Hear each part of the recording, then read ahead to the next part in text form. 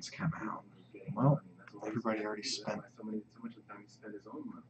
all of their Crane money with Black Flag and Clayton through his site for their holiday stuff, followed by Wolverine. So it's like, good luck with this, good luck with what's left there. But, it's definitely a Crane style movie.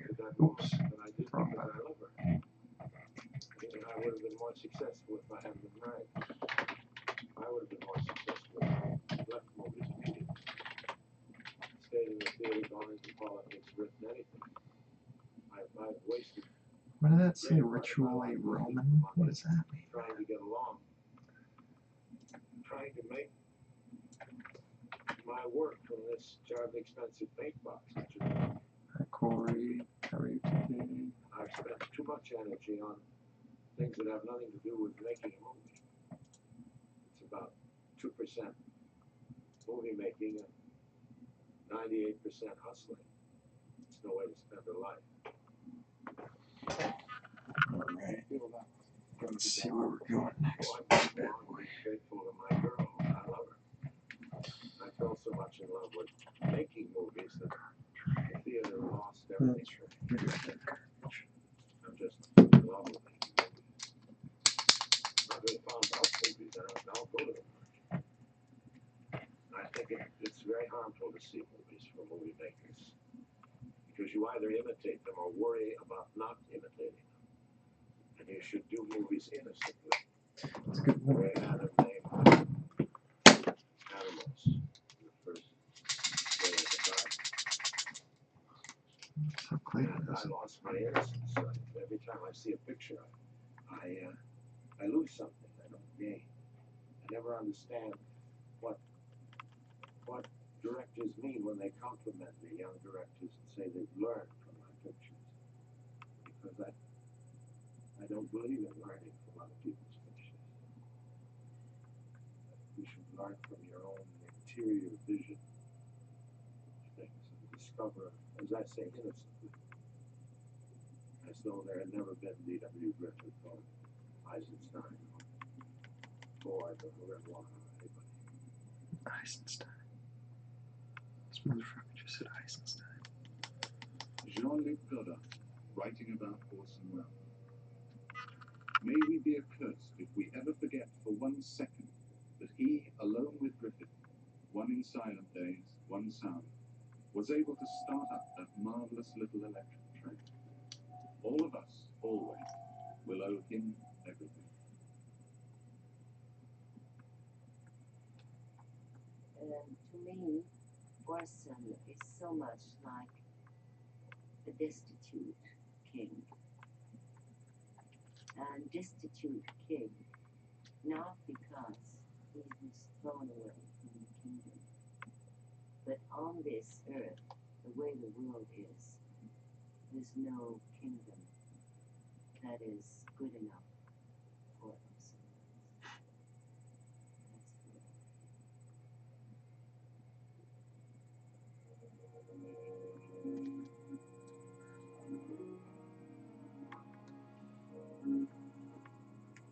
Oh yeah, I forgot to tell And you. the classic Orson Welles story Citizen Kane is next on BBC 2 in a few moments.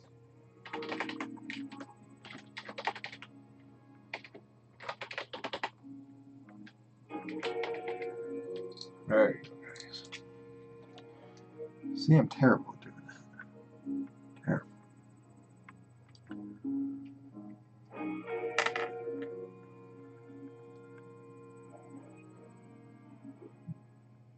Ooh, I got a like parade from Xavier Foltz. Thanks, buddy.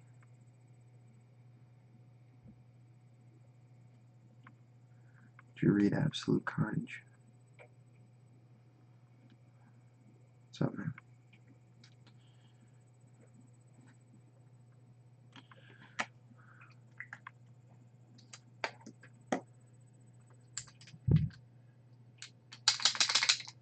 How are you doing today, Xavier? Xavier or Xavier? I never know how to pronounce that. It's like xylophone. I want to say Xavier with a Z.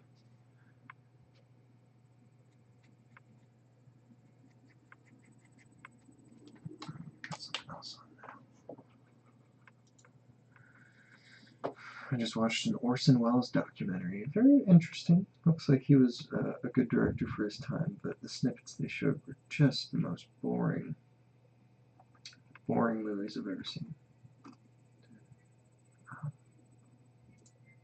But I Make sure you guys hit the subscribe button if you guys haven't are really growing watched those. up. And make sure you guys hit the like button if you enjoy the video. And yeah. And yeah.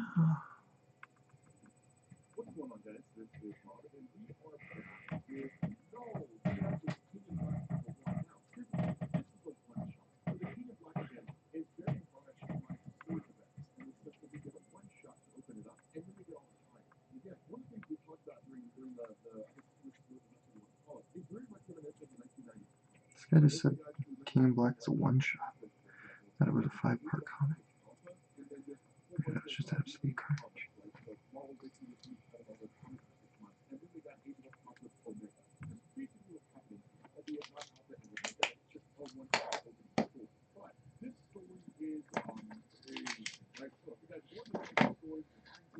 Make sure that you guys buy the comic that actually has a King in Black color on it, King in Black banner. It's the only one that ties into the King in Black. Of course, you can find any one of those. But this edition picks out pretty well. Now, here's one of the funny things about this. Right? This is where things get a little wonky here. And I'm not really sure how we got from here to there, but if you guys remember the ending of the film story, Eddie Brock and his son return to Earth when there were no here. Now, we'll find out why this time went on. There's one thing that looks like a bit of but you know why? Because Dominic Cage is amazing. He does not disappoint in this story. So what we end up getting is when Eddie Brock, of course, still is the next administrator, he starts to realize that the King of Black that Noel the Symbiote God is on his way there. Now, he's been forming a business to pull Martin, what's up, buddy? how he the best of all that kind of stuff. So the Avengers is basically How are you doing today? so the call goes out to all the Avengers, right? All hands on deck. And Eddie Brock goes to grab Dylan. Now, once Dylan wakes up, he begins to realize, okay, you know, he can feel that it's all it's time for them to basically get at it. Now, switching over to Captain America, She-Hulk, Carol Danvers, Iron Man, the current Avengers roster, Tony Stark has basically taken some remnants of Kree and Shi'ar warships and then basically weaponized them, right? Turn them into essentially detonatable bombs, right? Bombs that can be remote detonated from the planet Earth. Now, but when all these kind of bat forces of Null start showing up, then all these different vessels start exploding, right? They literally start going off, and Tony Stark starts to celebrate. The problem with Good, this is that good. in turn, have Eddie Brock Enjoying your Sunday, I trust. we killed about 100 of them, but like there's countless of Excited these for things showing up. Xmas, maybe? There's like millions and millions of these things showing up here, seemingly one for everybody on Earth, you would presume. So 7 billion at the very most, if not any number of Chicken. still way more than 100. And he's like, you know, really type of helmet, like he can't be stopped. Now, one other thing that I want to point out here, and it seems to only really affect Eddie at the moment, is that all these bats being destroyed seems to take a toll. But it could also be because of the fact that Eddie's using his powers to monitor everything else, right? So it could just be a kind of mental strain. But I did want to draw attention to that because all these bat forces start pouring down onto the city and basically like explode. Right? Like as they pour down, they basically explode into those symbiote forms and literally kind of fill the world with like an ocean of Selling comics like always. Yeah. Like that. I didn't see. How's your Boba Fett book doing, man? Did you sell it? But the idea is that somewhere along the line you had a guy named Ezekiel, and of course Ezekiel became aware of the fact that the Inheritors were hunting down Spider-Man, right, all across the multiverse. And so this bunker was built to Peter Parker. Who am I drawing? Didn't you read Dark Absolute Carnage? This is Dark Carnage in his final form. He's become possessed by like Null, and the codexes were full. This is kind of like the one is done, so nice. That's awesome. You're doing MS number 5 now. MS. MS number 5. I don't know what that is.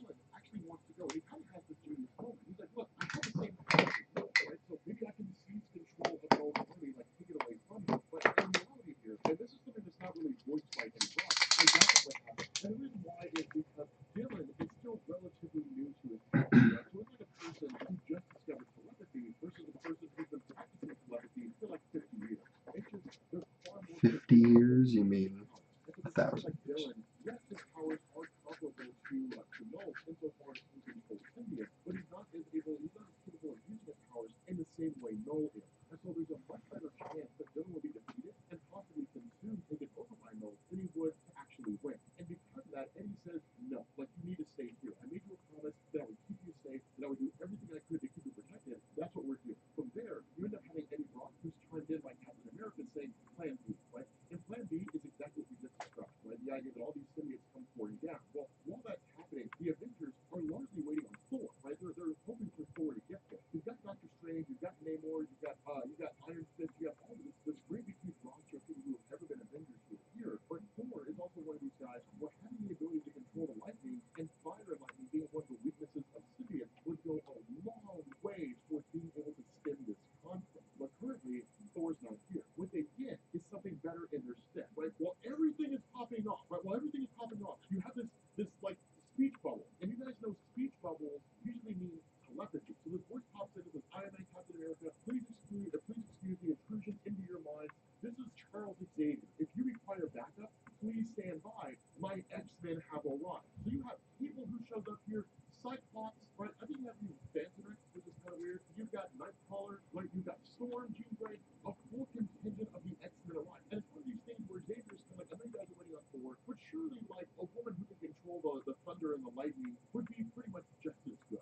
Now, the other part of this is that with Plan B basically commencing, that Eddie Brock actually ends up going to the throne that was used by Carnage. And Carnage used this during the Absolute Carnage event to control the army that he created. And the hope of Eddie Brock is that he can basically use the throne to extend his reach all the way out to the symbiotes here on Earth that have been brought here by Null, and then basically take over control of those symbiotes, right? So using the throne to do what Dylan could do, but on a more grandiose scale, right? On a more fine-tuned scale. The problem with this is Eddie Brock is having a wildly difficult time punching through this kind of control that Null has over his symbiote. At the same time, Doctor Strange is facing off as best he can, only for us to realize just how powerful Null is in the sense that all these little symbiote monster things that he has, all these little dragons are just punching right through Doctor Strange's shield. There's no Need to go back, I guess. Marvel Spotlight. Oh.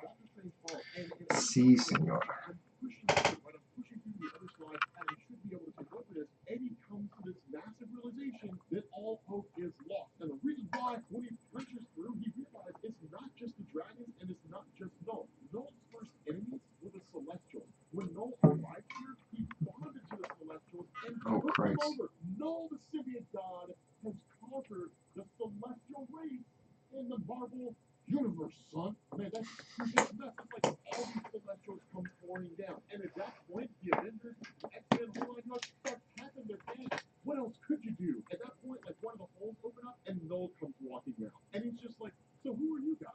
Right? Like, who are you supposed to be? Are you guys like the force that's here to assemble to take me out? Now, while all this was going on, they were waiting for, like, this big heavy hitter to show up, right? It's not Thor, but they're waiting for this big heavy hitter to show up, right? Finally, this heavy hitter finally arrives, right? Now, I was sitting there looking at this and I was like, man, I really hope this is who I think it is. And it turned out to be exactly who I thought it was, right? Like literally Iron Man chimes into Captain America and says, okay, the guy's here, right? Like, he's going to be here in 10 seconds. He's here and he's waiting your orders. Does he have permission to engage? And the response of Captain America is permission granted. Only for us to find out it's the Sentry, man. It's Robert Reynolds, son. Man, it's Robert Reynolds. The Sentry is still in turn. I was like, okay, this guy comes flying through, whoosh, comes flying through, punches a hole through a symbiote's head, right? It's like, sir, he like punches a hole through the symbiote's head. So he goes, fly for Null. Null's like, no, way, right? So like, he's just like, Robert Reynolds grabs Null, flies him into the air, and he's like, hi, my name's Bob. You can call me the Sentry. This will be over in a second. Null's like, no, son. No, son. He grabs a hold of Robert Reynolds. He goes to rip him in half. He's like, come down, man. Dude, he rips him in half, right? Pulls the boy right out of the Sentry, right? Pulls the boy right out of the Sentry, right? And he's just like, child, I am Null, right? I'm the Lord of the Abyss, God of the symbiote. The darkness inside of you, that darkness bows to me. I am the void. Like, literally just crushes the Sentry in one fell swoop. And it's like, well, there you go. Any chance you had is gone, right? Like, that's it, man. That's basically it. Like, you will all fall like the rest, right? I bet your armies, little ones, meet mine. So he literally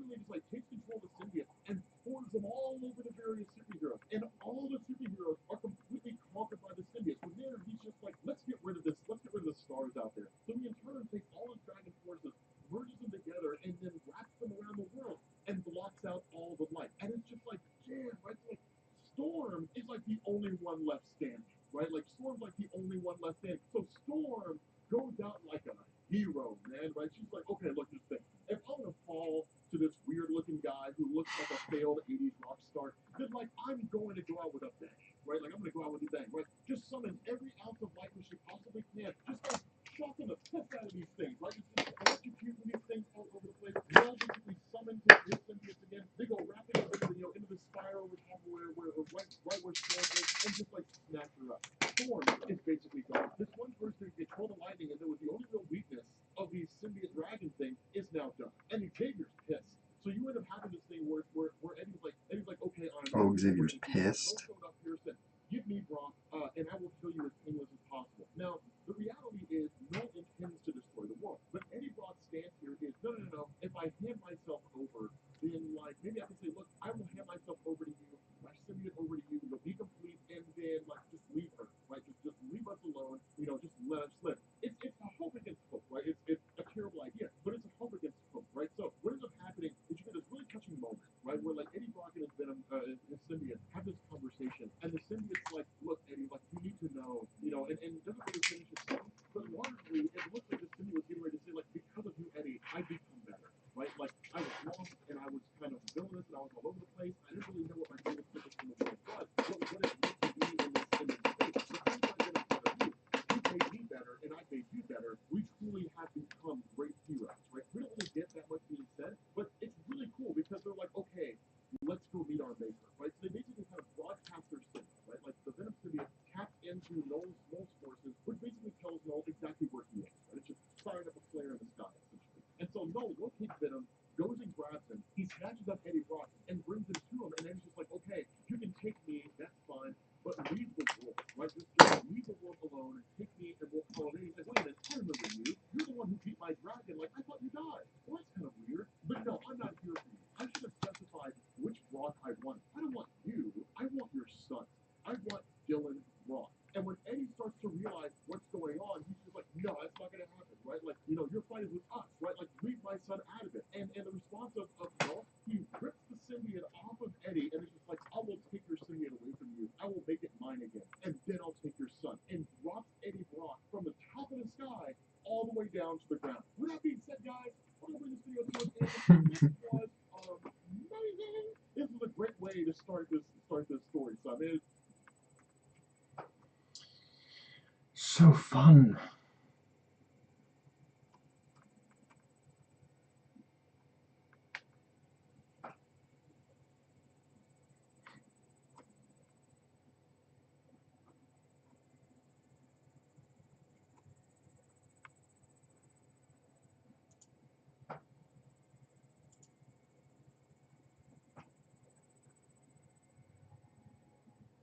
No, is that it's just one, which are the three segments of its narrative. And if you was written in the 14th century, some of the language used means it's not Mr. as easy Psycho. as Ooh, one interesting name he came up However, with. therefore, I believe Hulk it's cover's story getting a lot of attention by messengers blowing up. So What? in today's video, we will explore and summarize the first part of I'll give you a little Marvel's sneak the peek of your remark, but I won't send you a picture.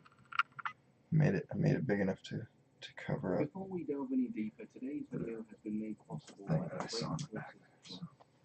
The goal of this channel has always been to share everything. 9/8. Oh, and I didn't mention the light streaks that I threw across. Let's see, where's the camera? I threw across. Why am I having trouble? If these videos It's not. intrigue you enough It's not. to go and do additional research, Shouldn't be having trouble with that. then my job here The light beams I go across this gauntlet. I used it to cover up the spine tape because I angled it just right. So and that is why should be I happy with strongly recommend the Great Courses Plus, an on-demand subscription-based learning service that you can access on your phone. You're welcome. And computer. Anytime, bro. I'm sure given the current situation, many of us have exhausted these streaming services. How you doing today? Everything worth watching. So rather than sifting through hours of terrible television, you should head over to the Great Courses Plus, where they have Is this really happening right now? 1,000 courses, lectures, and documentaries on. He decides it must be safer than the world, and see Good Friday in Adana. The story is set in the year 1300. Dante Yeah, wakes absolutely. up on the Hopefully evening we'll of get Good a Friday 9/8 in on a dark wood, with no recollection of how he got there. In the distance he can see a foothill, a mountain where the sun shines bright. He decides it must be safer than the wood, and so he starts his ascent. But as he climbs he encounters a leopard, and then a lion, and then a she-wolf. Overwhelmed by these animals, he has no choice but to turn back to the forest. Here he comes across a spirit known as Virgil, a once famous poet or bard. He tells Dante that he can guide him to paradise, but first they must journey through hell. Dante himself I'm doing great. also a It's Carnage storyteller, using Carnage immediately with feels your this documentary. connection to Virgil, and so he trusts him as a guide. Together they pass through the Carnage gates causing of hell carnage and with your begin their journey. documentary. As one Ah. would imagine, this is I not was just listening to the King in a Black place where all hope is breakdown of issue 1 a city of on eternal Comics woe Explained on and YouTube. The sky Now was I'm like listening to a Dante's twilight, not a Inferno single Explained, star could be which I have read Dante's Inferno. The air was thick. Very poetic, very nice, very Soft. flowery words, Dante but recounts seeing you know, it's a clouds of translation, burning it's in the not, air being followed by I a didn't pay train that naked great of attention, spirits. so These having this unfortunate gentleman souls were give me cursed to give me chase the this lowdown on any unattainable flag while being details, stung by 'cause wasps and hornets. hell, The if I tears they remember wept anything, and the blood it's from their like little wounds bits dripped here and into there their of what I clothes, actually and the recall. ground was covered in maggots and worms. The only way to There's escape about this 1,000 horror things that was happen to on every jump page of that into 1,000-page book anyway, and the so there's only no way way to to do really that keep was track to of it all. cross the river Acheron. It's just a fun kind of When they poetry to reach have the in the riverbank, background. there are countless souls waiting for Charon, the ferryman of the dead. We can immediately Carol? see the influence of He just called Greek Sharon mythology. Carol. The river Acheron running through the underworld The and guy Charon who being the is ferryman the of the dead ferryman. are taken straight out What of a Greek. jackass. Charon eventually agrees to take them across the river in his boat. When they arrive on the other side, Virgil It's explains Sharon to Dante at that this worst. is the first circle of hell, known as Limbo. Orson Welles I The finished souls who arrived there were earlier. not necessarily bad people in He terms said, of sin is this committed, really happening? but they As I did not referred possess to it the skipping or necessary something. faith. Many of them rejected Christianity. I don't remember what I was The referring to. I unbaptized think I was and talking virtuous about pagans, the is how Noel they're described. video I was watching. They may not have been sinful, but they were still sentenced to an eternity of damnation and denied entry into paradise. In the distance there is a large citadel which houses many of the great philosophers, Plato, Socrates, Aristotle, and many more. Before becoming Dante's guide, this was also the home of Virgil, and Dante does also come across other great poets such as Homer, Ovid, and Horace. There are also many great Greek and Roman musicians, statesmen, Oh yes, the generals, waiting and room with all the physicians. fancy smart people. Eventually, they depart and make their Where way Dante onwards to the second circle Virgil. of hell, lust. It's all The coming back first to me. circle was undoubtedly a punishment, but those who resided there still had some freedom. The second circle onwards is where the real punishment began. There to greet souls as they entered the second circle was Minos, a giant serpentine figure. In Greek myth, Minos was the son of Zeus and the first king of Crete. After his death, he would become one of the three judges of Hades. In Dante's interpretation, he certainly has a much more monstrous form. Minos would examine the crimes of those born before him and give them a sentence that he felt was fitting. He would wrap his tail around himself a certain amount of times, and that number would determine which circle they were sentenced to. The second circle of hell was intended for those who had succumbed to lust, and many of these were kings, queens, and rulers, such as Cleopatra, Helen of Troy, Paris, and Achilles. Dante views lust as a mutual indulgence, and therefore sees it as the least heinous of sins. The punishment is also the most lenient inside of hell itself. With help from Virgil, Dante is allowed past Minos, and they enter the third circle of hell, gluttony. Here there is an icy rain that never stops. As punishment for their insatiable appetite, the gluttonous are left to wallow and squirm around in the vile and putrid mud like worms, gelatinous masses unable to stand or even crawl. Guarding them is the three-headed hound Cerberus, who patrols up and down this filthy mire, flaying and mauling the gluttonous with his claws, tearing their spirits as they helplessly scream. Luckily, Virgil manages to calm Cerberus, and they are able to pass safely through. They come across a few spirits who have suffered in this circle for some time. These unfortunate souls no longer have bodies, and resemble not much more Our than commercial's foul awesome. Yeah, Dante then meets it's hard a not to make spirit this guy that look he awesome. doesn't recognize called Chiaco. Chiaco, however, recognizes Dante from back home in Florence.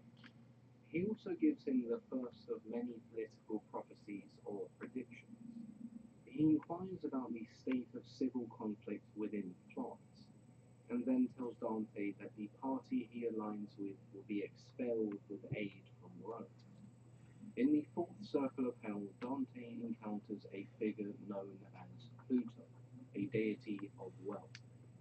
We soon discover that this is the circle of greed, where those who cared too much for material goods would be punished. They are divided into two separate groups.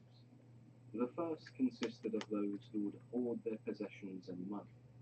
The second consisted of those who spent their money freely, neglected the value of their possessions, and squandered everything they had. These two groups were cursed to push enormous weights up a hill, only to meet each other in the middle, where they would argue. "Why do you hoard?" one group would ask. "Why do you waste?" the other would respond.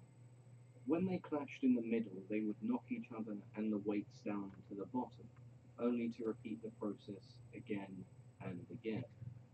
The hoarders and wasters are housed together as a punishment, forever arguing and screaming, never listening or trying to understand the other's perspective. A pretty accurate description of today's society, sadly. As they descend deeper, they reach the river Styx and the fifth circle of hell, Ra. The river is more of a swampy mire where the wrathful fight and battle. The boatman known as Phileligus arrives, and after a short disagreement with Virgil, he agrees to ferry them to the other side. As they journey across the marsh, a soul jumps up and grabs the boat. Filippo Argenti, a bitter political rival of Dante back in Florence. The two exchange some rather harsh words, and Dante wishes for Filippo to suffer more punishment. Ironically, Dante's behavior here is not too different from the souls that reside in this circle. In the far distance, Dante notices. So I was just thinking about how Venom is being destroyed, and it looks like he's both not ready for this Virgil fight. explains that Blasted they are face approaching the something city where his of face has been peace hit. in the lower portion of hell. He's turning away from something. Maybe you can have the gems. When they arrive, Power they are blast denied into entry by ass. the fallen angels who guard the gates. Persistent Santa They meaning or grant reason. Virgil passage with That only way, one what are condition, your thoughts? that he may never I return. think I see what you're saying. I just kind of put him at a half profile here. Like he, it does look like he's kind of being like, he's looking at the camera for no reason. But, in this task, he is unsuccessful. He returns yeah, I to don't know. Dante with We the could, angel slamming the gate shut behind him, let me think but he about that. vows to What could we Dante do for that that? he will not abandon him. Despite both poets being terrified, Virgil is adamant that their journey shall continue. For the first time, Dante starts to doubt his guide, having seen Virgil fail. It's also apparent that he has no real plan, and things can only get worse. He asks Virgil if he's ever been this deep into hell before, and Virgil replies that he has ventured this deep into hell once before, when the sorceress Eryxo sent him to retrieve a soul for one of her necrotic rituals. All of a sudden, out of nowhere appeared the Furies, 3 female figures stained in blood with serpents entwined around their bodies. Alecto, Megara, and Tisiphone. They were far from pleased to see Dante, and decided to summon My Medusa idea was to really, take him. because there's two lanes you can go when you're making a scene, is you can make it look very realistic in terms of positioning and stance, or you can make it look photogenic. So I kind of chose to make this one look more photogenic in that you can kind of see his face. But his stance is off kilter. You should only see the back of his head, and he should be kind of facing Carnage like he's ready to fight him. But this one, you know, he's kind of, maybe he's winding up this hand. Maybe he's turning back like this, and he's gonna turn his claw into you know, something. It's not too late. I could still go over all of this because this is all just kind of base code, so it's not really. I haven't put too much work into it, you know. But generally, I try not to go back over things I've already done because it's just kind of like doing it twice is that's a lot of extra time. In the circle of heresy, Dante and Virgil come across a group of heretics who have been locked inside burning tombs as punishment. These were known as the Epicureans, a sect of people who believed that when the body I'm trying to think of something dark. I can split his face and split along the don't want to blow his head off per se. Be a little bit gory. Christopher Stromlin, what's up, honey? Which makes their How you doing, man? punishment in hell all the more ironic. Dante comes across 2 of the tortured souls, one of which is from Florence, but once again is on the opposite side of Dante politically. Before leaving this region, the poets experience the most vile smell imaginable, permeating from the lower region. A smell so bad they had to stop and rest. Virgil takes this time to explain what they will encounter next. The next 3 circles contain smaller circles inside themselves. The circle of violence, for example, is divided into 3 sections. In the first, you have those who committed acts of violence against others and their property. In the second, you have those who committed acts of violence against themselves, such as suicide. And lastly, you have those who committed acts of violence against God or nature. As their time shortens, they must descend into Circle 7, the Circle of Violence. Before entering the circle, they must pass a narrow passage of broken rocks. Here they encounter the Minotaur, who blocks their path.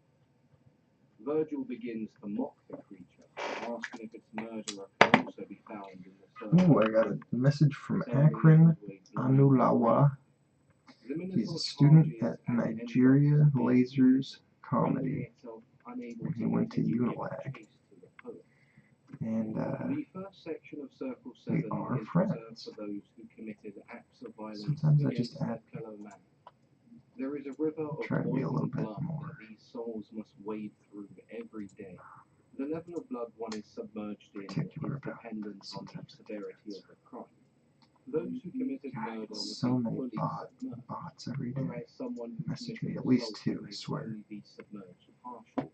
As they approach the river, they see it guarded by Yeah, man, what was it like meeting Great Horn? I met him once, just at a show. Bought a couple prints and had them signed and whatnot, and still have those prints, and I love them. And seemed like a really nice guy, just from the conversation I had with him. So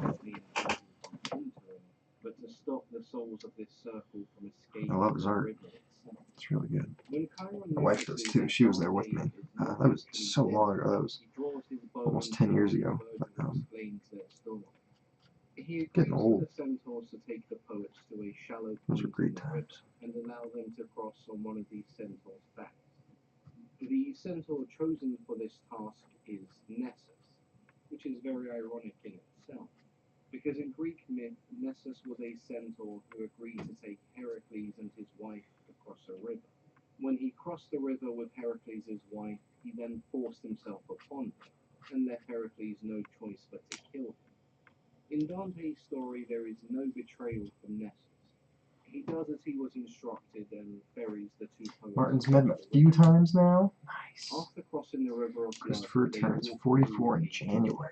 Well, I'm trees in 27, wood are gnarled and twisted, but with no leaf in sight.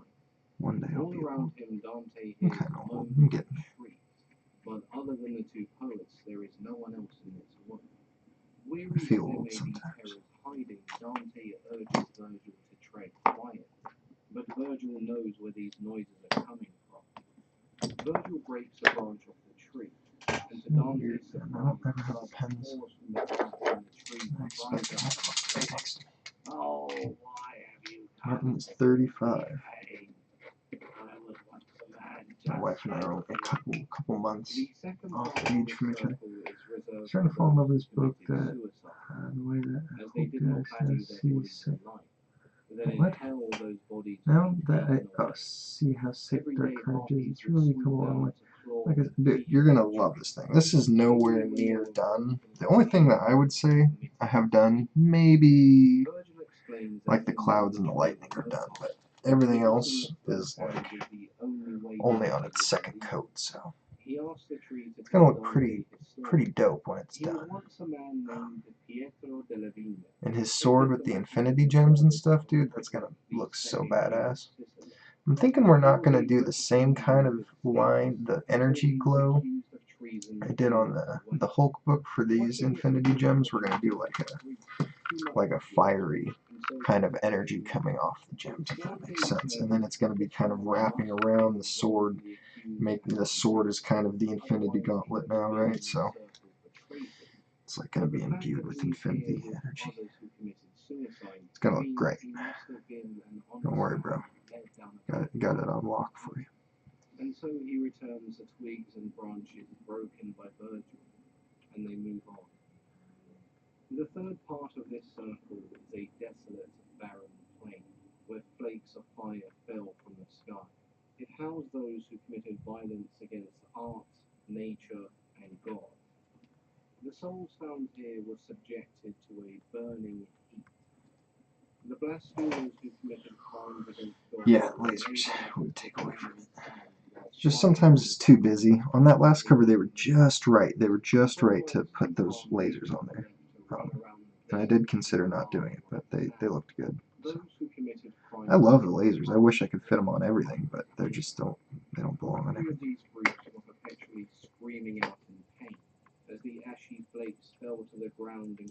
They are wonderful, though. I wish they were everywhere all the time. I love rainbows. It's basically just a rainbow stream. Trying their best not to catch fire. Dante stops when he sees a man who isn't crying out in pain. The fire doesn't seem to bother him at all as he lays in the sand. This man is Capaneus. During the siege of Thebes, he stood on a ladder over the walls and screamed that not even Zeus himself could stop him entering and laying waste to the city. Of course, arrogance and hubris of this kind would not be tolerated by Zeus, who then killed Capaneus of a thunderbolt, proving that he could indeed stop him from entering the city. In Dante's story, Capaneus is in this circle of hell for blasphemy against Jupiter or Jove, the equivalent to Zeus, who also struck him down with a bolt of thunder. He shows no remorse for his sin, as he lay there in the burning sand, cursing the name of the god who struck him down. As they continue on, they come across a stream covered in a thick mist, which offers them protection from the fire above. Along this stream, Dante is recognized by a man who is completely covered in burn. This man is Brunetto Latini, Dante's mentor and guardian. They would get in the way of He asks Dante if you're trying to get out, they wouldn't look right. Plus, I love how the old school looking across my whole book. Oh yeah. maybe they should sit down. Well, you know, he's in that throne. It's totally necessary to put those lasers on there. It's so perfect. Very old school. So far, we've only really seen political enemies of Dante in hell, but Brunetto is one of the first spirits he meets from back in Florence who shares his political beliefs. He even warns him that he faces exile if he somehow escapes hell and returns to Florence. They would eventually come to the end of the stream. You have to cover In up front of these them was the edge of a cliff and a lava roaring cracks on his waterfall horn below. because they're Dante sees three men in They're not front as of him nice as that I he want them to be. recognizes from Florence. They do ask those him again. not to judge them based on their burned and scarred appearance, for they were once famous and esteemed men. As they were guilty of sodomy, they could not stop walking, and so they formed a circle around Dante, asking him of the current political situation in Florence, a question that leaves Dante with an expression of grief. He then tells them the story of his journey, and they wish him luck. If he ever escapes hell, they ask only that he speaks of them favorably. As they look down into the abyss below, Virgil asks Dante to throw the belt he wore around his waist over the edge and wait. They are now approaching the 8th circle of hell. A strange shape that Dante can't quite make out rises from below and stops before them. Behold the beast with a pointed tail that crosses mountains, leaves walls and weapons broken, and makes the stench of which the world is full. The creature answers Virgil's call and makes itself visible. A creature with human, bestial, and reptilian elements all combined into one. Its name is Geryon, a winged monster with the face of a man, a scorpion stinger, and a body that is part beast, part reptile. Its general shape can be compared to that of a wyvern, with some elements of a chimera or manticore. In Greek myth, Geryon is a three-headed giant, but here Dante's Geryon is an amalgamation of three separate beings, and is a visual representation of the next circle. The friendly human face makes him seem trustworthy, but his grotesque body and stinger present us with the idea of a trickster or fraudster. Behind the pleasant face is a cold-blooded monster. Virgil explains the only way down this waterfall is on the creature's back, but he makes sure that he sits behind Dante, and warns him to be wary of Geryon's stinger. Those who are not wary of his true nature never make it to the bottom of this abyss. The 8th circle of hell is fraud, for those who committed fraudulent and malicious crimes. This circle is also known as the Malevolgia, meaning the ditches Thanks, of buddy. evil. This also refers to the layout of the circle, I think as you're it's looking divided pretty into great 10 so narrow far. ditches, each one punishing a different act of fraud. The first ditch contains seducers. This one's definitely gonna really fancy name for a be pimp a or freaking someone homer who when owns we're a done brothel. with it, because we gotta These make two sure it groups looks good. line the walls of this ditch, walking in opposite directions, being whipped by horned demons. At first, this may not seem like a harsh punishment, but these demons can be seen as symbolic of slave drivers. Just as these men chose to treat women like objects that could be disposed of and sold, in the afterlife they would be nothing more than a commodity themselves to these demonic slave drivers.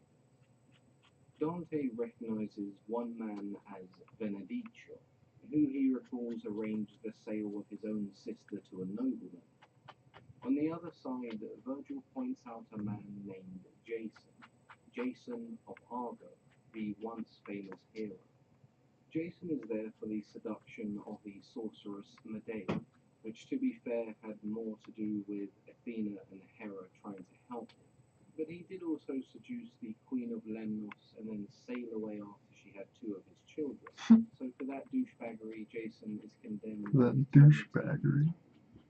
Next to this trench are those considered guilty of false flattery, exploiting others' fears and desires by twisting and corrupting language to manipulate them. These individuals are covered in their own feces, which represent the falsehoods they told whilst alive. They do nothing but ride around and howl at each other, not a sight Dante and Virgil were keen on observing for very long.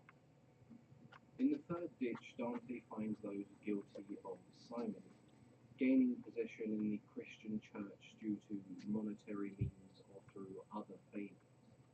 This term comes from Simon Magus, a magician or sorcerer who tried to pay Saint Peter to bestow the power of the Holy Spirit upon him.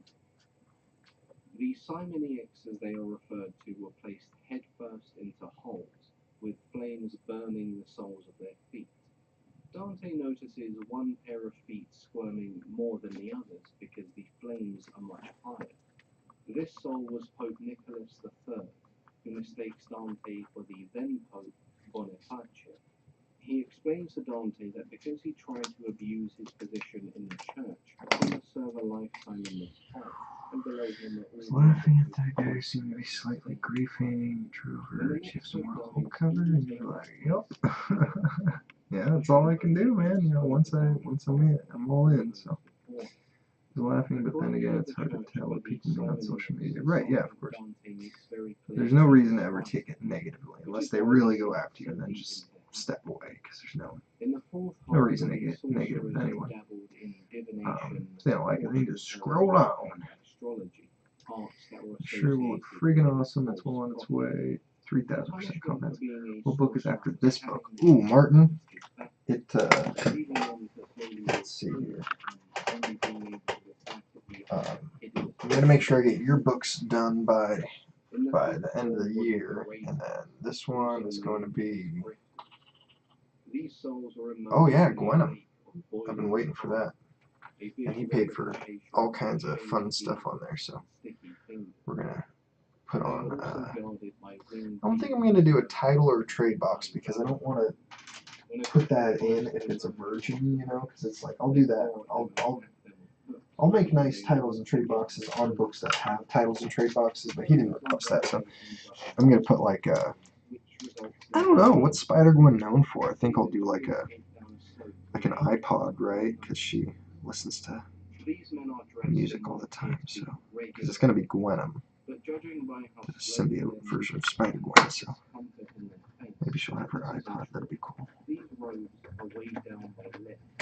On the outside, everything looks fine. These roads appear just as you would expect from any home, but the weight inside is symbolic of the weight one carries with them in lines and deceit. Dante and Virgil climb across a ruined bridge and stand above pit number 7. This hole is full of naked people being chased by snakes and lizards. Their hands are bound behind their backs with snakes.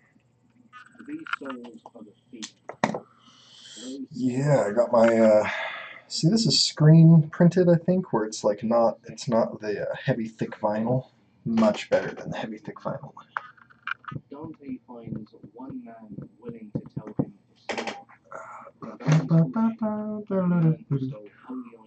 It was between this and the Venom Inc. that Crane did, but since Venom Inc. sold today, and I didn't get to have it, because it's $6,000 or whatever it sold for, I chose not to wear that shirt because it would make me extra sad.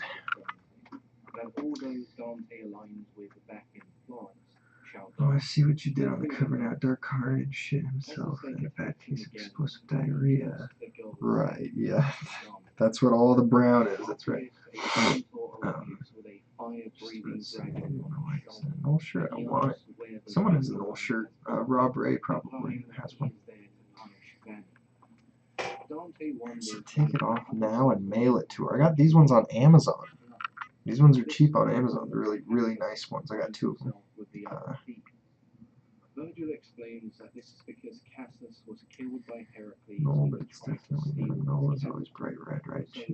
Yeah, Nola's bright red, so this is going to be bright red, but I had to go over it with white first. So this is supposed to be Nola's symbol, I think, but it's a little bit different because there's no tail on it. Dark Carnage is kind of his own. It's just like his own thing almost. It's weird. Another snake bites a man and smoke pours from his wound and the snake's mouth. This time the two swap places and mutate into each other. The man's body shrinks and distorts until he becomes a snake, and the snake subsequently becomes a man, giving us the impression that everything in this hole may be a thief, even the snakes and lizards we thought existed in the hole to punish the thief. In Hole 8, Dante sees the fraudulent counselors, who are literally burning in a pit of flames for their sin. These are individuals who use their positions to convince and manipulate others to engage in fraud. Here we notice two heroes in particular, Odysseus and Diomedes, who were held accountable for the idea of the Trojan Horse, as well as numerous other failings that led to the fall of Troy. The ninth hole was dedicated to the sowers of discord, those who tried to create divisions between people. When Dante looks down into the pit, he struggles to find words to describe what he sees. Those guilty of creating these divisions were being hacked away by a demon wielding a large blood-stained sword. Their bodies were torn into pieces, Where's he get this shit? entrails were dragged along the floor, and most bodies no longer even resembled a human shape. Just as they sought to tear others apart in life, in death their bodies are physically torn apart and mutilated. Dante eventually describes this by saying, if you gathered all the people who were injured in the bloodiest and most grotesque battles, their wounds and injuries could still not match the mutilation that took place in the ninth hole. When their bodies were torn apart, they would drag themselves around this hole, regenerating once a full circuit was complete. The demon would then tear them apart again, and this cycle would repeat for eternity. Dante, unable to shake what he saw from his mind, Spooky. approached the 10th and final hole. From this hole came a horrendous stench. Just talking about your shirt, Austin, that dark orange symbol. You could easily turn that to a null symbol. Oh yeah. Just turn it red. You know, the bottom is different, and the circle has not been a circle as far as I've seen with null. Dark Carnage doesn't give a shit what symbol's on his chest. Yeah. Torted into an Iron Maiden shirt. Yeah. Yeah, he's like one step removed from Eddie, right? So he's basically. Because, like, the thing with Carnage is that he was always a shell of a man to begin with. Like, his origin story is that he was abused, he was an orphan, he was so abused that he basically just became a violent pyro right off the bat as a child. And he burned down, like, the orphanage he was raised in and killed, like 24 people, just right off the bat when he was, like, 10 years old. And then, ever since then, he's just been, like, murdering people just whenever he wants. So he spent most of his life in, like, psych asylums and high-level prisons because he kept, he's kind of like the Joker. Like, he just kept finding a way to break out or kill people or whatever. And so, he finds himself as Eddie Brock's cellmate once Eddie Brock gets put in jail for something. And he's separated from his symbiote, so everybody thinks that he just doesn't get to have the symbiote ever again. So they put him in a high-level prison, but one not for superheroes, which is a stupid idea. It has a window to the outside world.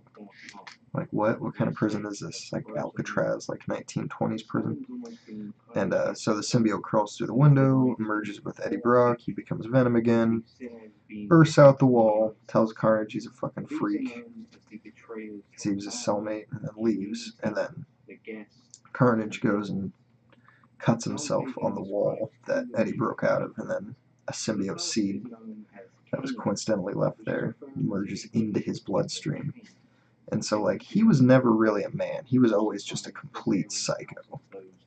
So, like, then he gets his legs cut off, and he becomes, like, half cyborg, so he's, like, even less of a man. And then the symbiote, becomes more of his body. He's more symbiote than man at that point. And then after that, another storyline happens where someone,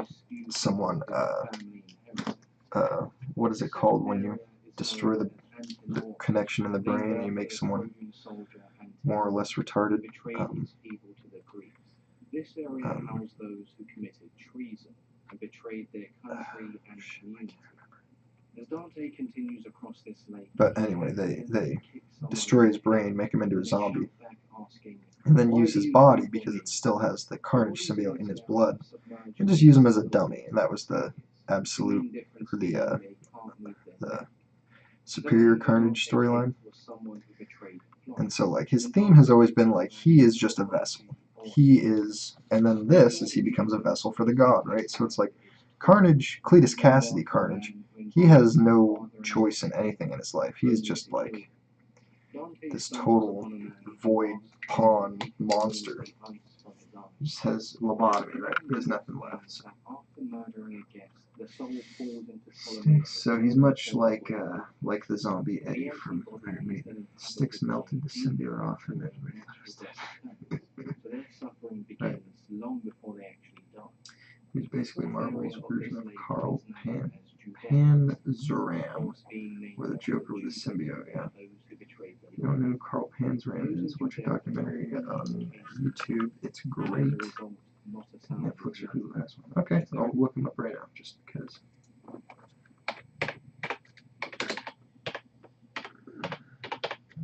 Carl Panzram. Criminal Minds.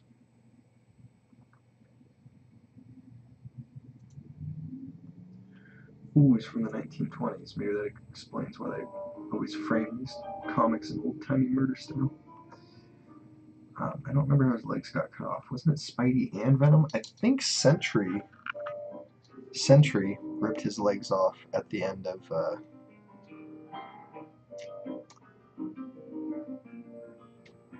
that's like the one comic I didn't read, is when did Sentry do that?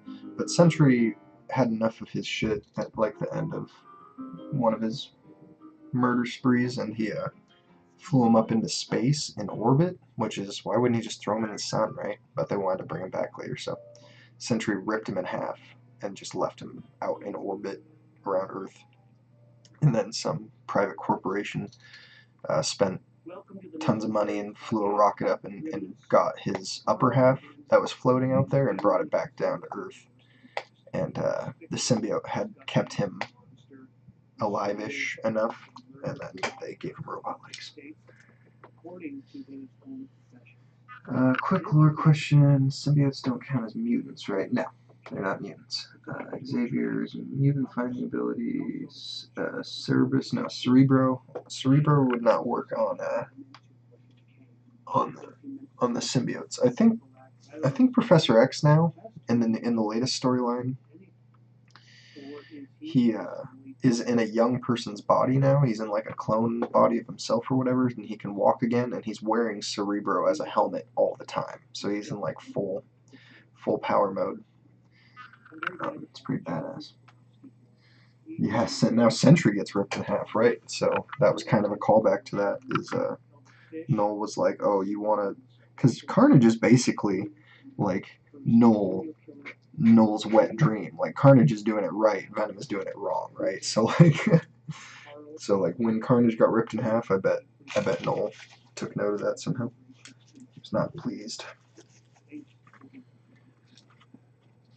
for having me on Embassy, and I'm planning to talk about one of our own most notorious. That's badass. Right, but someone like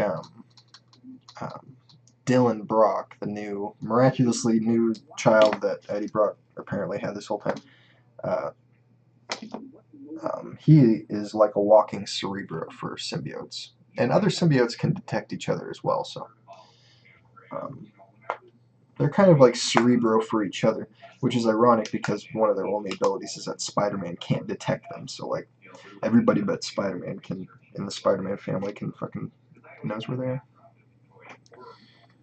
Pretty amusing.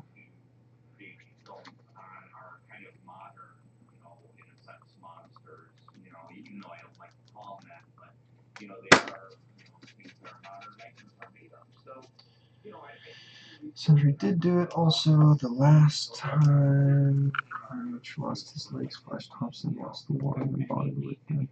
Oh, Flash Thompson lost his legs too. That's an interesting parallel. There's so many cool parallels like that between all these characters. Makes it pretty fun.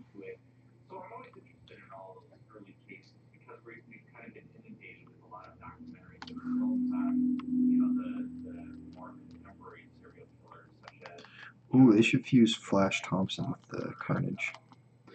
and then let him loose in like war. That'd be cool. And there was a lot on that. So I figured, I was looking at Carl Hamstram, and what really fascinates me most about Hamstram's story is that, he was this detailed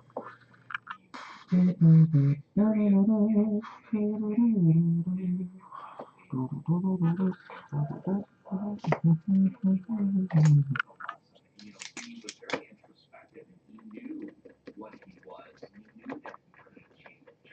And it was a kindly jail guard that kind of brought that. Henry Lesser brought those feelings out of Hamstram, and I thought that was interesting. I can't really think of many other psychopaths or serial killers that try to leave us with a lesson on how to teach our children not to become monsters, or the type of people that he became. So that was what most fascinated me the most. Of course, he wrote this extensive autobiography detailing his entire life, but not only his entire life, but an assessment of the criminal justice system and the people that work behind the scenes.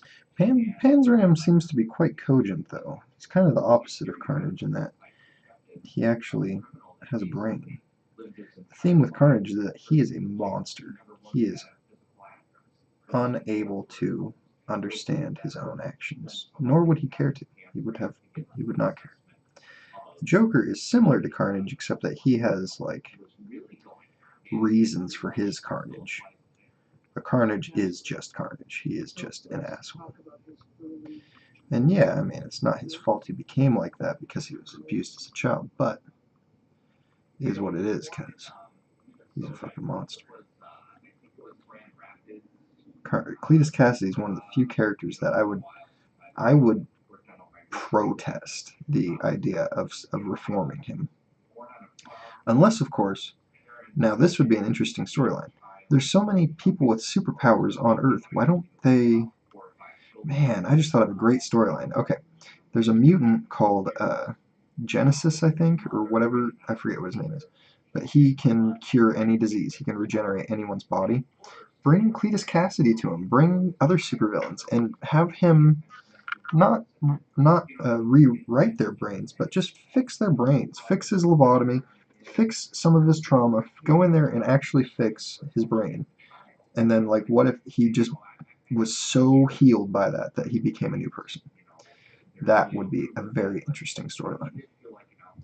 So, like, basically what I like to say is there's no such thing as a bad story. There's only bad ways to tell a story. So you could get away with that story if you're clever enough.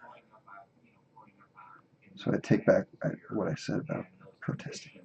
It's all about how you do it, how you read that story. If you just said apropos of nothing, Cletus Cassidy is now, he's seen the error in his ways, I would flip a bitch. I'd be like, fuck you, that's so stupid. He's a monster.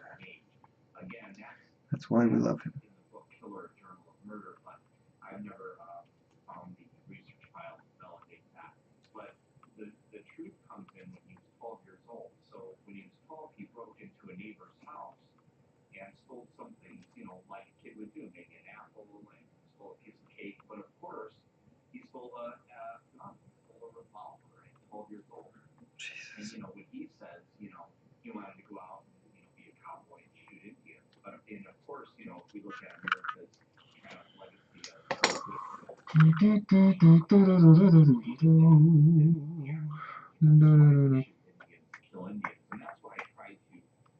I'll wait until you get the full independent John. He doesn't have a brain. He's just straight up evil. Yeah, but he wrote an autobiography on himself, on like a third. He's a real psychopath in that he has no emotions, but he's giving an autobiography about himself and saying like, well, I will just kill again if I get another chance. Like, he's just being matter of fact about it. And Cletus Cassidy would say that to a certain degree, but that's why I say that they're kind of like polar opposites, is that he would never allow anyone to write. He wouldn't give you an autobiography. He would just kill you. He wouldn't give you information on how to help. And yeah, he admits that he doesn't want to be reformed. I heard him say that, but that's the only thing he has in common is that he's an actual psycho. His brain is broken, just like Cletus's, but he's a bit more realistic. He's not. Maybe if what's this guy's name? Carl Panzram. If he got the Carnage symbiote like Cletus did, then yeah, he would probably be just like Carnage because he wouldn't. Maybe if you lock Carnage up in a jail cell long enough, he would end up being like Carl Panzram. Sorry for only 2 things. Things are, I'm sorry I mistreated a few animals.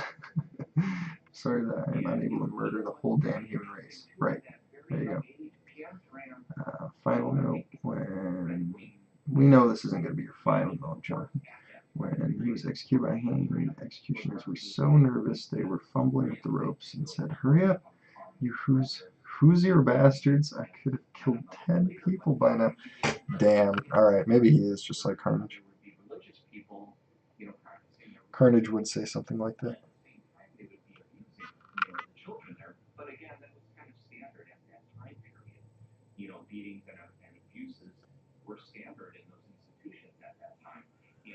Yeah, he probably is like Carl Panzram, because if you read, like, there's two one-shot comics with Carnage called, one's called, Time Bomb, I think, Time Bomb, and the other one is called, Life's a Joy or something like that. Life's a Gag, something like that, something funny. And if you read those, they're kind of, especially Mind Bomb, I think he does kind of monologue. So maybe he is just like Panzram, because Panzram seems to be a monologue-y guy, and they probably just wrote down, like, Panzram probably didn't write his own autobiography. I'm just guessing he probably spoke it loud.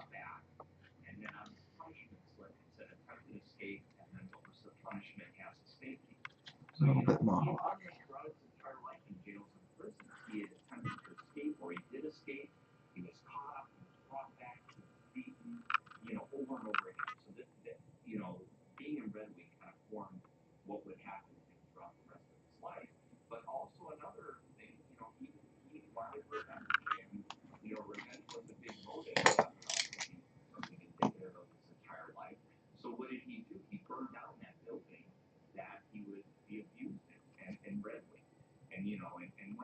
Oh damn, he burned down his fucking, the house he was abused in.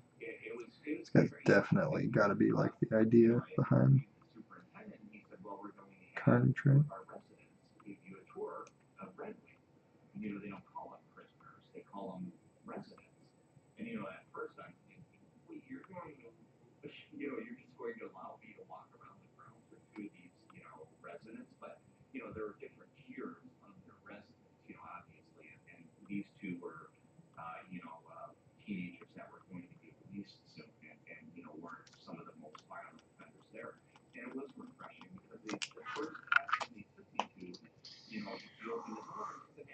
My final note on Panzram. I was born in and often go to San Diego to play Panzram. Oh, give me another note on Panzram. See, I know it.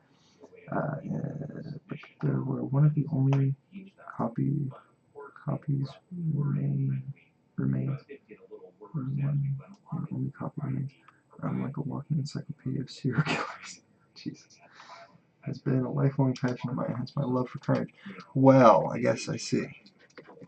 But yeah, Panzram seems to have a lot of the same events in his life that coincide with Carnage.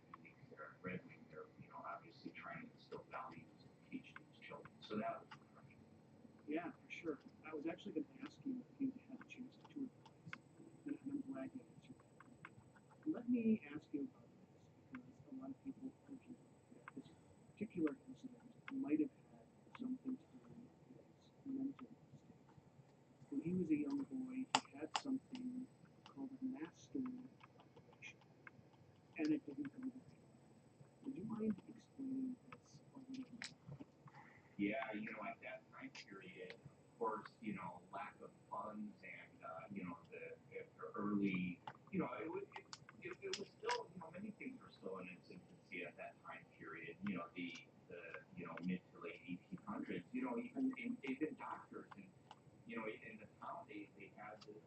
I keep saying no over and over again.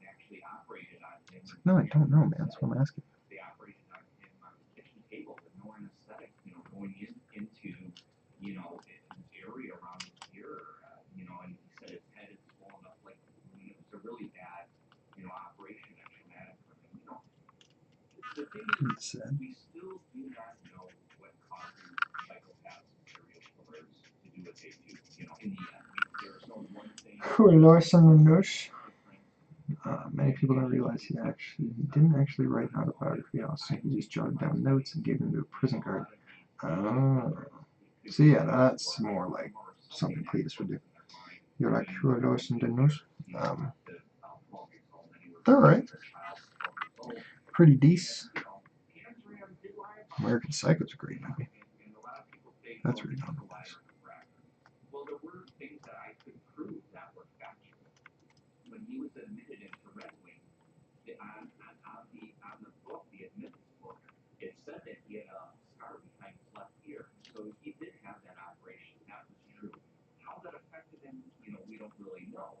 Some people say head injuries, operations like that could cause, environment factors, DNA, and then some people say he was just a bad seed. But, I don't know if I prescribe to that theory. I subscribe to that theory. I don't know if a child can come out of the womb and all of a sudden, they're just bad or evil. I'm not sure if I believe in that.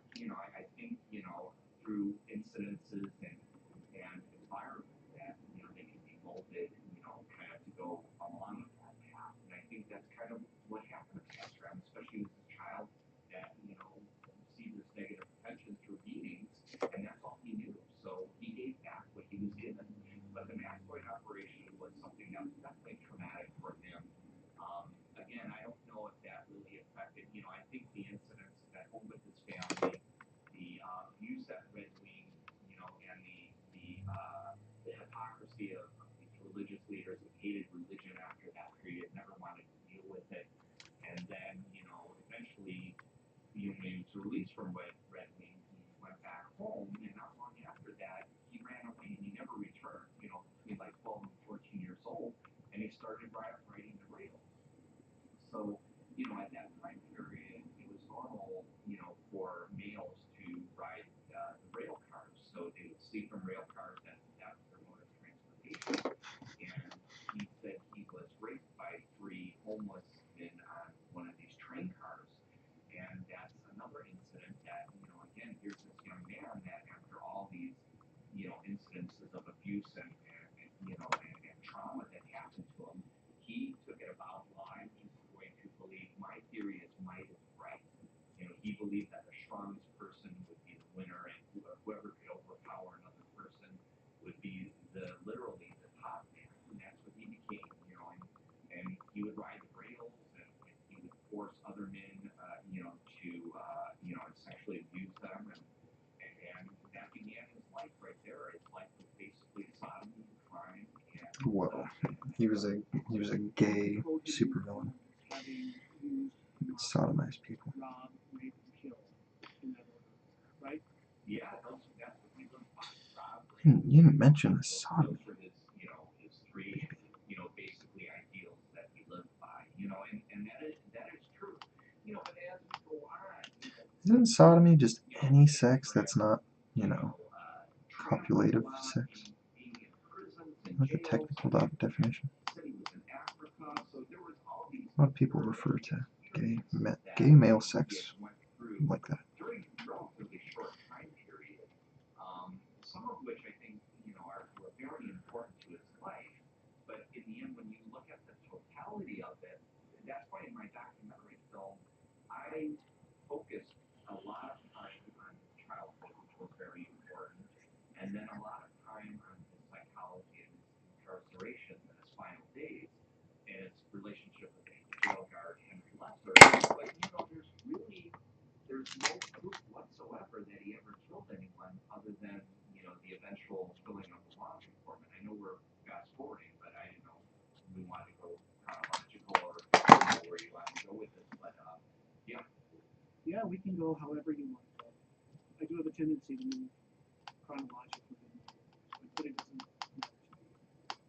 So as soon as he's able to Ansran, he was in the army, but his stint in the army doesn't last long. No, no, and you know that's the thing too. You know, I mean, if you step back and I mean, if you look at the army, what the army is, on the surface, you think, well, it's defending our country, it's becoming a productive citizen, it's but Hmm. this didn't fit in with Catherine personality. He didn't like to him and to many people, the army was just basically another form of prison because you're under, you're basically stripped of who you are. You're under other people's rules and regulations. That didn't fit in with him. So of course, he's going to go up against these army officials immediately, and he didn't want to be in it. So what did he do? He stole items. He stole coats, which he's probably going to sell. He stole a lot of items, and then eventually he abandoned the army and took off, and eventually he was caught and court-martialed, and his first prison stint was in Fort Leavenworth, which was ironically he would wind up later in his life he would wind up down the street at the actual Leavenworth Penitentiary. So his first and last incarcerations were both at Leavenworth. So let's talk a little about his incarcerations.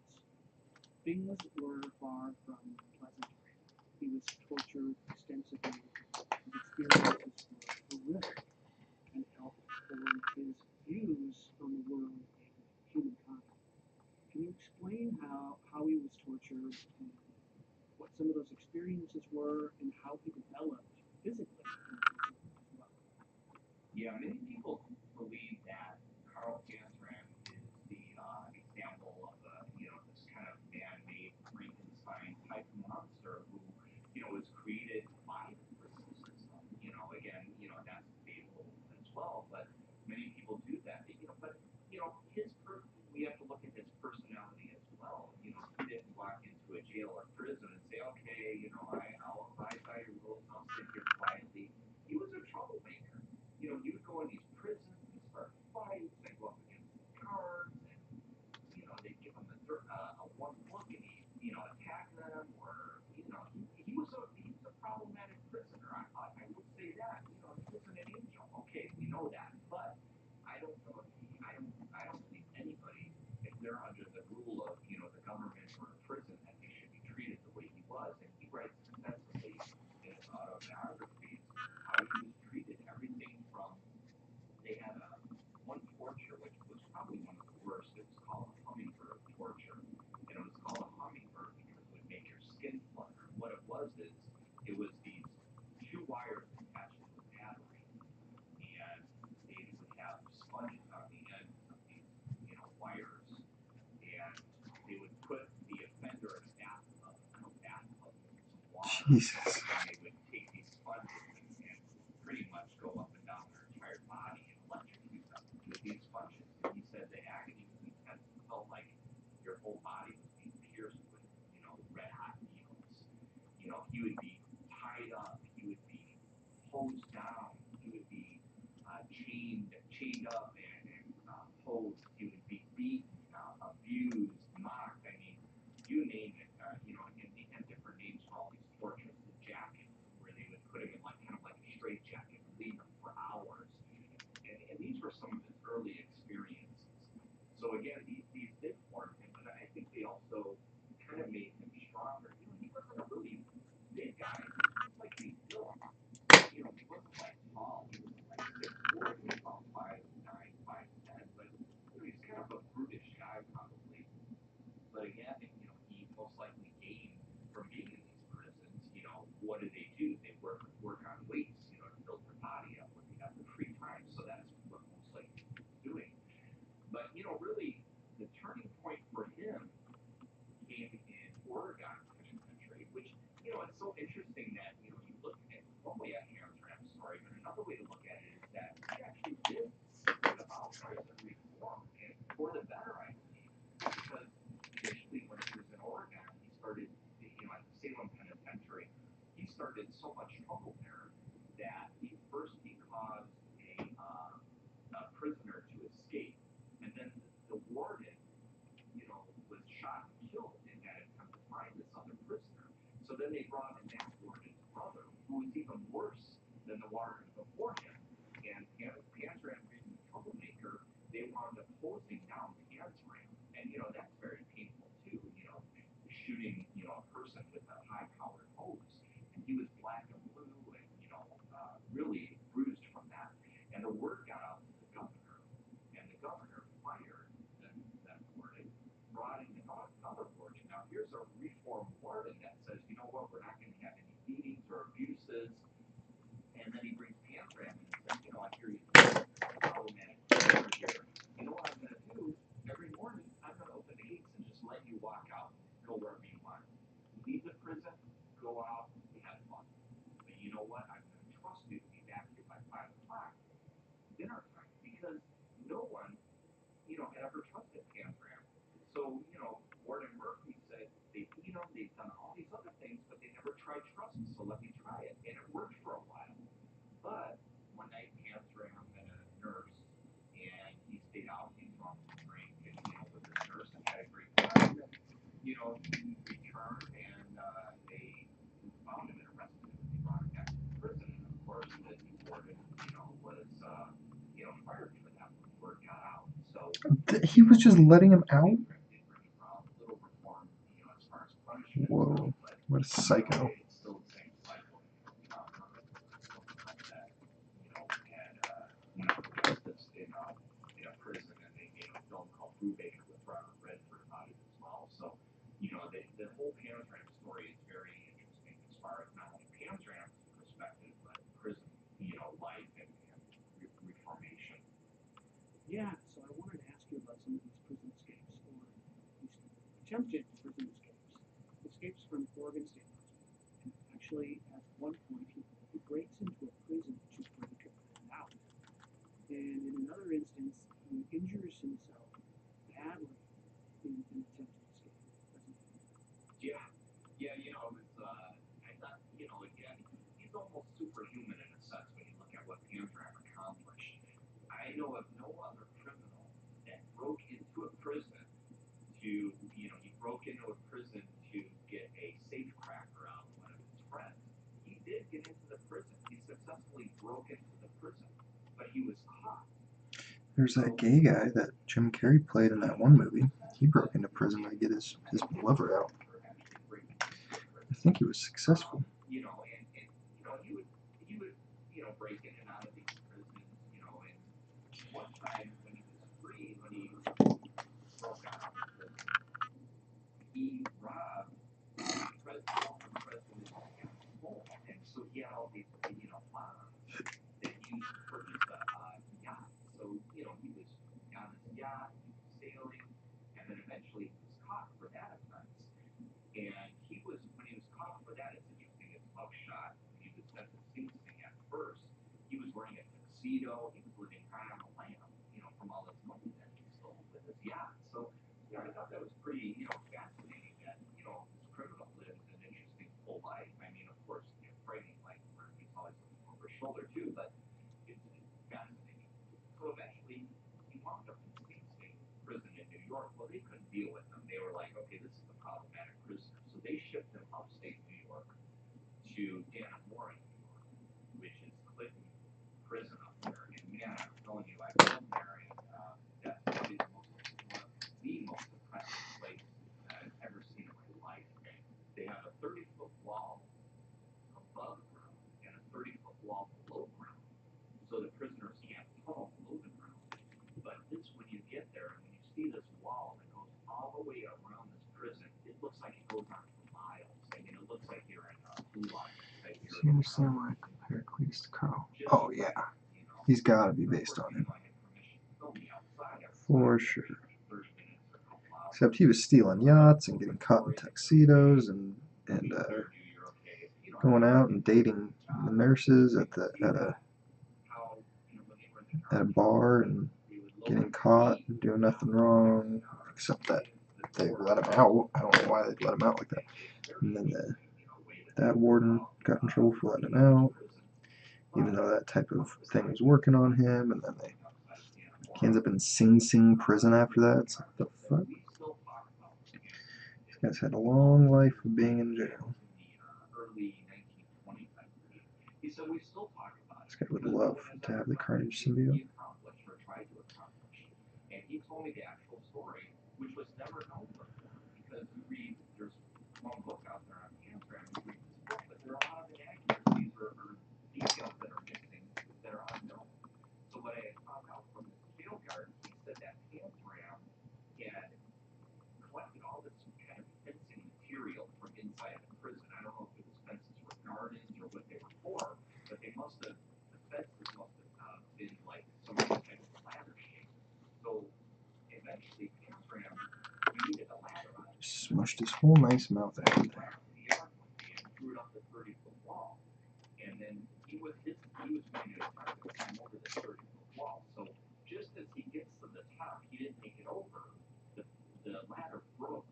Amsterdam fell down that 30-foot wall, broke part of his lower back, part of his ankles, ruptured himself, and Amsterdam said they threw him in a jail cell with no medical attention whatsoever.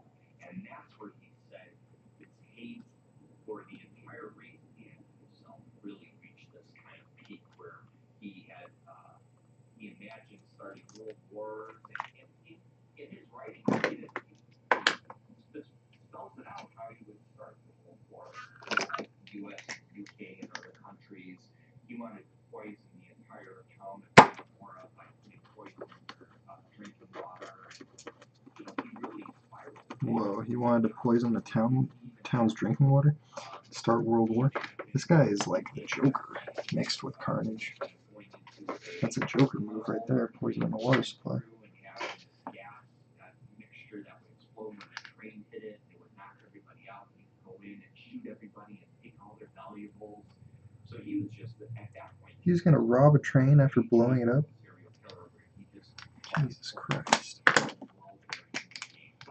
he said he would leave the earth for nature and the animals, because he believed that, you know, those were the only things that were good in the world, nature and animals. So he did suffer a lot.